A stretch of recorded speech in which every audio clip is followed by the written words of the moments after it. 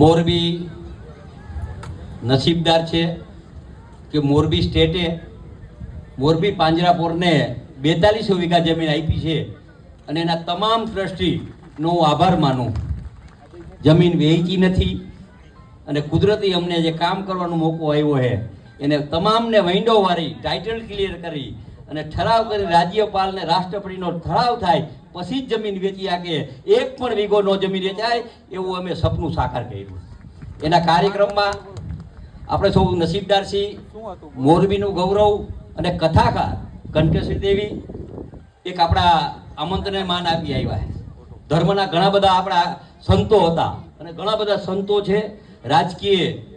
મને કહેતા આનંદ થાય કે મારા મિત્ર 95 અમે સાથે હતા એવા મુળુભાઈ, આપણા લોકપ્રિય સંસદ વિનોદભાઈ, હંસાબેન, કેસરીસિંહ, ચંદુભાઈ, અને કોઈ દિવસ રાજકીય પ્રોગ્રામમાં જાય ને, રાજકીય પ્રોગ્રામ નથી, સમજી લેજો. રાજકીય પ્રોગ્રામ રાજકીય આવ્યા છે સંબંધના હિસાબે. અને એમાં પણ આપણે સૌ મોરબી નસીબદાર છે. ભાઈ શ્રી પંકજભાઈ સેવાકીય પ્રવૃત્તિ કરે. એને વર્ષો પહેલા જ્યારે દેશના વડાપ્રધાન મોરબી નરેન્દ્રભાઈ વડાપ્રધાનની તૈયારી પહેલા અમે બેઠા હતા ત્યારે મને વિચાર આવ્યો કે નરેન્દ્રભાઈ વડાપ્રધાન થાય અને અમે એક રખડતું પશુ રાખીએ, કતલખાને જાતી હોય એવી રીતે. એના આધારે આજે તમને હિસાબ આપી દીધો હોય, હિસાબ કરતા 1400 વધારે રાખ્યા. અને અમારું સપનું છે, ભગવાન પાસે પ્રાર્થના કરી દેશના વડાપ્રધાન મોરબી નરેન્દ્રભાઈ વર્ષોથી આ રાજ કરે અને દેશને દુનિયાની નજર હે ભારત ઉપર, એ નજરને સાકાર કરે તો જેટલા વરા રાજ કરે જેટલા વરા જીવે ત્યાં સુધી એક મોરબીના તમામ દાતાશ્રી એક પશુ રાખશે. 15000 સુધીની તૈયારી અમારી છે. શું કામ કે મોરબીને વર્ષો પહેલા 2003માં ડાયરેક્ટ મોરબીને ગેસ આપ્યો. ત્યારે 2004માં નરેન્દ્રભાઈ મોરબી આવ્યા ત્યારે નરેન્દ્રભાઈ બોલ્યા હતા કે આખી દુનિયાને મોરબી હફાવશે. એ સપનું સાકાર કર્યું. આજે જેમ અધિકારીએ વાત કરી, અધિકારી મારા મિત્ર અમે બધા બાજુમાં લઈ, એમને હું વર્ષ પહેલા લઈ ગયો જોવા. એ 1100 વીઘાનું જે પર્યાવરણ જે તૈયાર કર્યું છે એ માત્ર પશુ અહીંયા રહીએ, દિવસના વહી જાય, રાતે નીણ ખાય અને રાતે આપણા ગ્રાઉન્ડને જે આખા રૂમ કર્યા હોય અને ઢાર કર્યા પત્રના ઢારીએ કર્યા અહીંયા આવી જાય. એમાં લગભગ આશરે 15000 પશુ રહી શકશે 1100 વીઘાનું. એકવાર મારી વિનંતી છે કે એ પર્યાવરણ પિકનિક તરીકે તમે જાઓ, રજાઓ હોય અહીંયા જાઓ, અડધોથી ટિફિન લઈને જાશો તો તળાવ છે, ફરવાનું છે. અત્યારે અમે જોઈને આવ્યા, મુળુભાઈ ને બાકી હવે જાસી અમે તો. એક એની મારી લાગણી છે.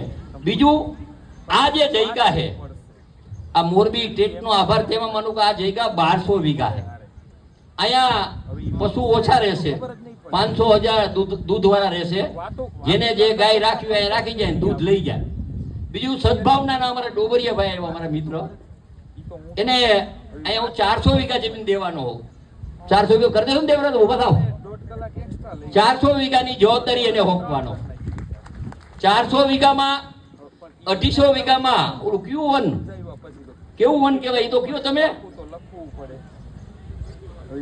મિયાવન, મિયાવાકી.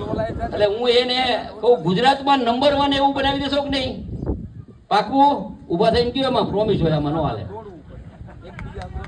હું હારે આ પ્રમુખો હારે બધા ઉભા થાવ, છેલ્લે પછી ઉભા થાવ, બધા હારે, બધા હારે, ગામ આખું હારે, આ મુળુભાઈ હારે. આ ડેવલપ માટે 1 વર્ષ કોઈનો પૈસો નથી લેવાનો. સરકાર બધા ઝાડવા વાવી દેશે, સદભાવના વાવશે, સદભાવના જરૂર પડશે તો ઉદ્યોગપતિ દેશે. પછી અહીંયા જે બનાવવાનું છે મોરબીમાં, જે આનું નામ રાખવાનું શું છે વેલજીભાઈ નક્કી કરો? નામ નમો વન. ખાલી ઉપાડો એકવાર બધા. આનું નામ રહેશે નમો વન. કારણ કે 1000 વીઘાનું કર્યું છે ત્યારે ઓટોમેટિક કોઈ એવું પ્લાનિંગ નહોતું થઈ ગયું છે. સારું આ પ્લાનિંગ થશે. પછી અહીંયા તમામ જાતના ફ્રૂટ વવાશે. એ ફ્રૂટ અંદર આવે એટલે મફત જેને ખાવા હોય ખાય. રહેવા માટે ઓછામાં ઓછા 500 વડીલો અહીં રહી શકે. આવું સપનું છે. રમત ગમતના બધા સાધનો અહીંયા બને. અહીંયા એમ લાગે કે 2-3 દી અહીંયા આવું હે ક્લબ હાઉસ જેવું. 1 વર્ષ પછી 2000 સભ્ય અહીંયા નોંધવાના છે. એની જવાબદારી ચારે પ્રમુખ તો ઉભા થાવ, ઉભા થાવ, બોલો ઉભા એમ ન હાલે. 2000 સભ્ય નોંધવાના છે. એમાં પેલા હું સભ્યો, આ બધું ખર્ચ એક પણ પાંજરાપોરનું નથી. જમણવાર અમારા તરફથી એ સરકારનો કાર્યક્રમ સરકારનો છે. 1 રૂપિયો પાંજરાપોરમાં ટ્રસ્ટી પોતાના ખર્ચા કરે. એમાં તમારે 200 સભ્ય મને ગોતી દે. 200 સભ્ય દર વરે 1000 થી 1 લાખ થી 5 લાખ દે. મારા 5 વર્ષ 5 લાખ મારા. વેલજીભાઈ તમારા કેટલા? 5 એના 6 મહિના પછી. બીજા ટ્રસ્ટી કોણ કોણ બોલી જાઓ? બધા રેડી ને? હાલો, અમે ટ્રસ્ટી પણ રેડી.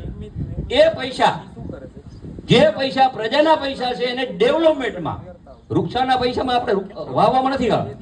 એમાં સારી રીતે રમત ગમત, વન બને, ફરવા આવવાનું. અને આ પ્રોજેક્ટ 5 વર્ષનો છે, 1 વર્ષ નથી, 5 વર્ષનો. આગળની જે 200 વીઘા છે એમાં ક્રિકેટ ગ્રાઉન્ડ થશે, પાર્ટી પ્લોટ થશે, લગ્ન માટે 40 વીઘા કોકને આપીને કરશે. એટલે અલગ અલગ વસ્તુ કરી અને મોરબીની એક સારામાં સારો બગીચો મળે અને કાયમી નિભાવ ખર્ચ થાય એવા આપણે પ્રયત્ન કરતી. ને હું આ સરકારમાં મુખ્યમંત્રી ભૂપેન્દ્રભાઈનો આભાર માનું, મુળુભાઈનો આભાર માનું, સદભાવનાના વાળાનો આભાર માનું. અને દેશના વડાપ્રધાન મોરબી નરેન્દ્રભાઈ જ્યારે એ જે વન બનાવ્યું એમાં 10 કરોડ રૂપિયાનું ખર્ચ કર્યું છે. નાની વાત નથી, 10 કરોડનું ખર્ચ કર્યું. એમનો પણ આભાર માનું. ભારત માતા કી જય, વંદે માતરમ. ખૂબ આભાર આદરણીય